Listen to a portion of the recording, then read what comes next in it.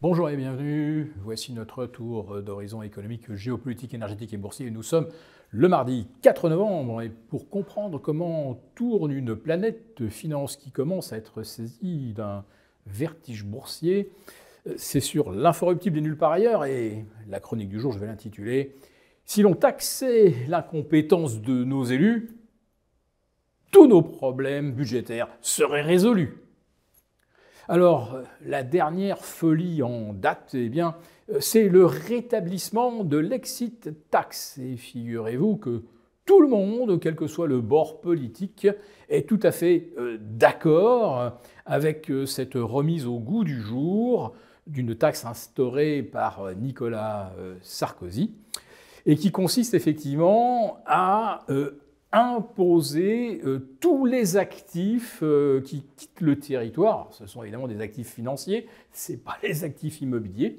Et ce qui revient par exemple à taxer par exemple un portefeuille de titres qui serait transféré à l'étranger, ce qui revient en fait à taxer une plus-value non réalisée. Bon, si vous n'avez pas de plus-value, vous êtes tranquille, mais enfin, depuis 2 ou 3 ans, on va dire que le cumul des gains est parfois assez spectaculaire, notamment si vous déteniez des GAFAM en portefeuille. Voilà. Donc, en cas d'exit tax, vous êtes taxé sur des plus-values non réalisées, et y compris même sur des placements obligataires. Alors, en ce qui concerne l'obligataire, eh bien, c'est aujourd'hui considéré comme de la fortune non productive pour ceux qui en détiennent dans un contrat d'assurance vie ou un fonds monétaire. Alors c'est là que le terme fortune, là on touche au sublime. Il y a 15 jours, au moment où on commence à discuter des moyens de renflouer les caisses, la fortune c'est 100 millions. Ah bah oui, mais des gens qui ont 100 millions, ils sont plus là. Alors, bon, alors c'est 10 millions la fortune. Ah bah ouais, bah là non plus, il n'y a plus personne. Eh bien, aujourd'hui, la fortune, tous actifs confondus, ce serait 1,3 million d'euros. Oui, 1,3 million, c'est-à-dire un petit appartement dans le centre de la capitale. Alors, si en plus de ça, vous avez de l'épargne, eh bien, vous êtes bon, mon gaillard, vous allez morfler. Mais ce qui est incroyable, et quand je parle d'incompétence dans le titre, eh bien, c'est que, en réalité, les contrats en euros, les livrets A, tout ça, ce sont des OAT, c'est de la dette émise par l'État. Alors, si cette dette est elle-même improductive, à ce moment-là, il faut peut-être arrêter de faire de la dette, en effet.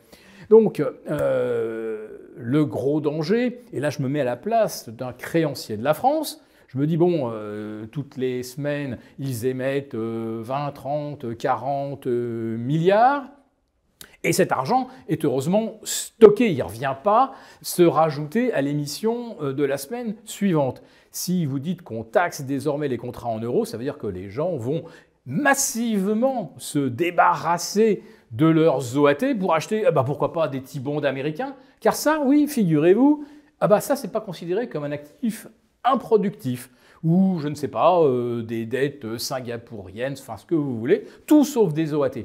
Donc mettez-vous à la place d'un créancier étranger qui se dit « Oh là là, les compagnies d'assurance, ils vont faire face à des demandes de rachat massives, même chose pour les banques, autrement dit, les gens vont peut-être récupérer l'argent et en faire tout à fait autre chose, ce qui risque de faire s'effondrer justement les réserves, les fonds sur lesquels une banque peut s'appuyer pour offrir du crédit. Ça équivaudrait presque à organiser, à orchestrer un bank run.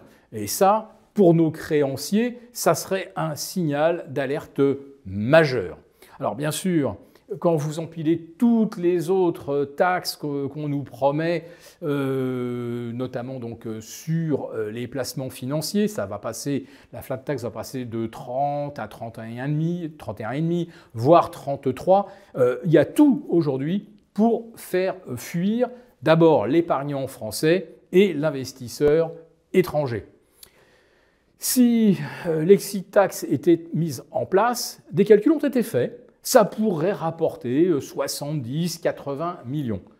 Et ce, au prix non pas de l'évasion, mais de la fuite de milliards, voire de dizaines de milliards de capitaux qui ne figureront plus donc au bilan de nos banques et de nos compagnies d'assurance. Donc là encore, l'exit tax peut également avoir un effet extrêmement délétère, parce qu'évidemment, vous avez des gens qui, d'ores et déjà, sont en train de vider leur compte, vider leur contrat d'assurance vie.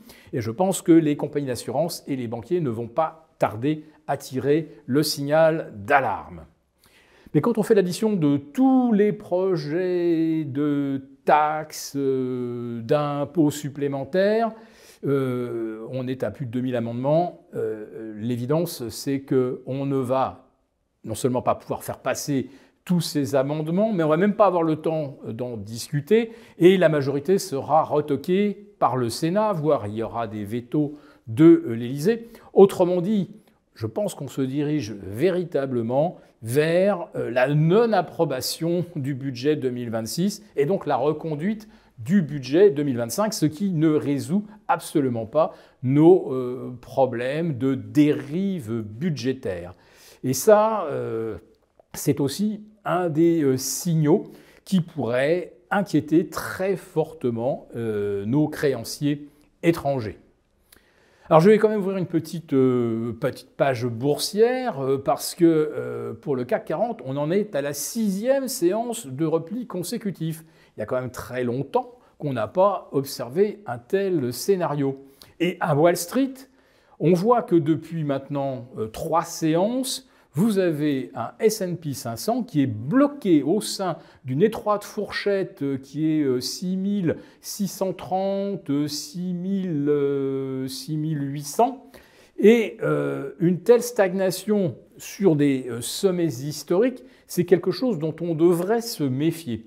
D'autant que les 5 records historiques qui ont précédé cette phase de petite correction à l'horizontale, 5 records, et à chaque fois, le nombre de titres en repli était très nettement supérieur au nombre de titres en hausse. Le record, je crois que c'était mardi dernier, où 80% des valeurs étaient dans le rouge, alors que grâce aux GAFAM, à Nvidia et autres Palantir, on parvenait à établir de nouveaux records absolus. Un tel scénario, un tel schéma, ça ne s'est pas vu depuis le début de l'année 2000. C'est donc un signal à prendre très au sérieux, mais pour l'instant, quand on voit les volumes traités à Paris, on se dit mais personne en fait n'ose encore vendre. Vous pouvez être certain en revanche que si on voit d'un seul coup se vider les comptes d'épargne en OAT et en euros, là, il va y avoir une sérieuse alerte sur nos propres banques. Et là, je pense que ce sera le signal que les choses sont en train de très mal tourner et nos élus l'auront bien cherché. Pour vous remercier de votre fidélité, vous pouvez télécharger gratuitement notre rapport spécial qui vous explique comment réduire légalement vos impôts sur vos plus-values boursières. Un sujet à ne surtout pas négliger. Il vous suffit de cliquer sur le lien en description pour l'obtenir gratuitement. Merci et à bientôt. Merci beaucoup d'avoir regardé cette vidéo. N'hésitez pas à réagir dans les commentaires ou à liker et partager cette vidéo si le contenu vous a plu. Et pour ne rater aucune de nos prochaines émissions, vous pouvez vous abonner à notre chaîne et activer les notifications. Et pour plus de contenu, n'oubliez pas que le dernier rapport rédigé par nos experts est accessible en cliquant sur le lien de description. On se retrouve tout de suite dans les commentaires et je vous dis à très bientôt pour une prochaine vidéo.